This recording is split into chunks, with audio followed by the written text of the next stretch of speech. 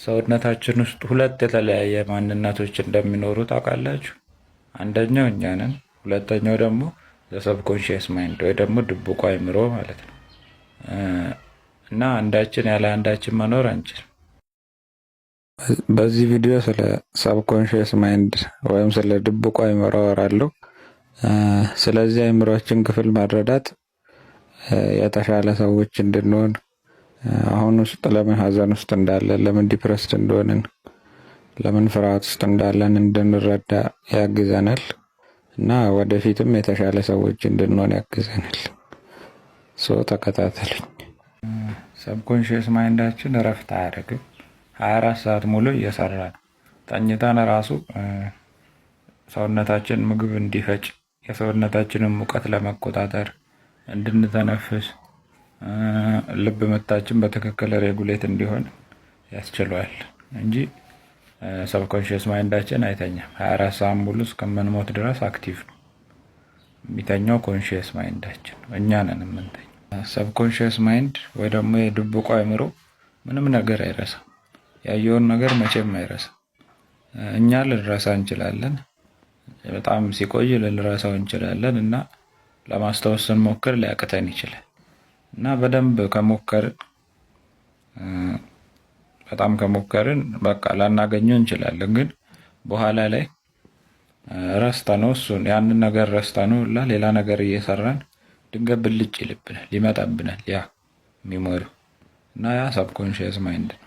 ምክንያቱም ምንም ነገር አይጠፋም ከሰብኮንሽየስ ማይንድ ውስጥ አንዴ ከተቀመጠ ወይ ብልጭ ይልብናል ወይ ደግሞ ማታ በህልማችን እናየዋለን እና ሰብኮንሽየስ ማይንድ አንሊሚት ካፓሲቲ እንዳለው አስቡት። ስቶሬጅ መቼም ያየውን ወይም የሰማውን ነገር አይደለም።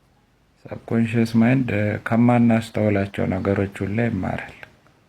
እኛ አወቅ ነው ከማንለው ነገር ሁላ እኛ የሆነ በቃ ሳናየው ሁላ ያለፍነውን ነገር እሱ አይቶታል እና ያንን ነገር ይዞ ለዘላለም ሴቭ አድርጎ ያቆየዋል። እኛን እየተማረ እንደሆነ ሁላ ሳናቅ እሱ እየተማረ ያለው ነገር አለ። አንድ እንቆቅልሽ አለ። ሀሳቦች ከየት ነው የሚመጡት? ለምሳሌ ቴሌስኮፕን የፈጠረው ሰውዬ ወይ ደግሞ ካልኩለስን የፈጠረው ከየት ነው ሀሳቡ የመጣው? ሀሳቡ ከሆነ ቦታ ወደ አይምሮ መጣለት። ከየት መጣ?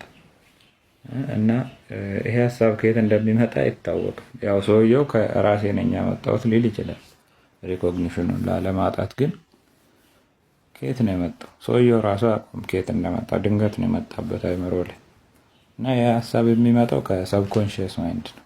እኛ እያስተዋልነውም ሳናስተውለውም ዳታ እየሰበሰበ ነው፣ መረጃ እየሰበሰበ ነው። ከሁሉም ቦታ ነገሮችን እያያያዘ ነው እና ያንን የሰበሰበውን መረጃ ፕሮሰስ ያደርግና መፍትሄ ይሰጠናል። በራሱ መንገድ ነገሮችን አያይዞ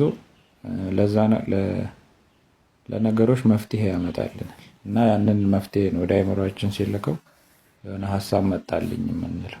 ሰብኮንሽየስ ማይንድ ስለ ጊዜ አያውቅም። ለሰብኮንሽየስ ማይንድ በኋላ ወይ ቅድም የሚባል ነገር የለም። ሁሉ ነገር አሁን ነው እየሆነ ያለው እና በጊዜ ውስጥ የሚኖር ነገር አይደለም። ሰብኮንሽየስ ማይንድ አያውቅም ስለ ጊዜ። ለዛ ነው አንዳንዴ ነገሮች ከመፈጠራቸው በፊት እናውቃቸዋለን። ስለሆነ ሰው እያሰብን ይደውላል ወይ ቴክስት ይልክልናል ወይ ደግሞ ህይወታችን ድጋሚ እየኖር ነው እንደሆነ ይሰማናል። ደጀቡ ማለት ነው። እነዚህ የሚሆኑት ሰብኮንሽየስ ማይንዳችን ወይም ድብቁ አይምሯችን አያውቅም ስለ በኋላ ወይ ስለ አሁን። ሁሉንም አሁን ነው እየኖረ ያለው። ለዛ ነው ነገሮች ከመፈጠራቸው በፊት ወይም ከተፈጠሩ በኋላ አሁን እየኖር ነው እንደሆነ የሚሰማል። ለሱ ጊዜ የለም። በቃ ሁሉ ነገር አሁን ነው እየሆነ ያለው። ሰብኮንሽየስ ማይንድ ውሸት ወይም ቀልድ አያውቅም። ሁሉንም ነገር ቀጥታ ነው የሚወስደው። ለምሳሌ የሚያስፈራ ፊልም እያየን እኛ ወይም ኮንሽየስ ማይንዳችን እኛ እናውቃለን ውሸት እንደሆነ ምንም እንደማያደርገን። ሰብኮንሽየስ ማይንድ ግን ይፈራል። ያ ማንነታችን ውስጣችን ያለው ማለት ነው እና የፍርሃት ሆርሞኖችን ያመነጫል እና የባሰ ሰውነታችን እንዲፈራ ያደርገናል። እና ይህም ምን ማለት ነው? የሆነ ፒል ወይም መድኃኒት የእውነት 100% እንደሚፈውሰን አምነንበት ከወሰድ ነው ይፈውሰናል ማለት ነው። ሰብኮንሽየስ ማይንዳችን ሰውነታችን የበለጠ ኃይለኛ ኢሚዩን ሲስተም እንዲያመነጭ ያደረገውና ይፈውሰናል ማለት ነው።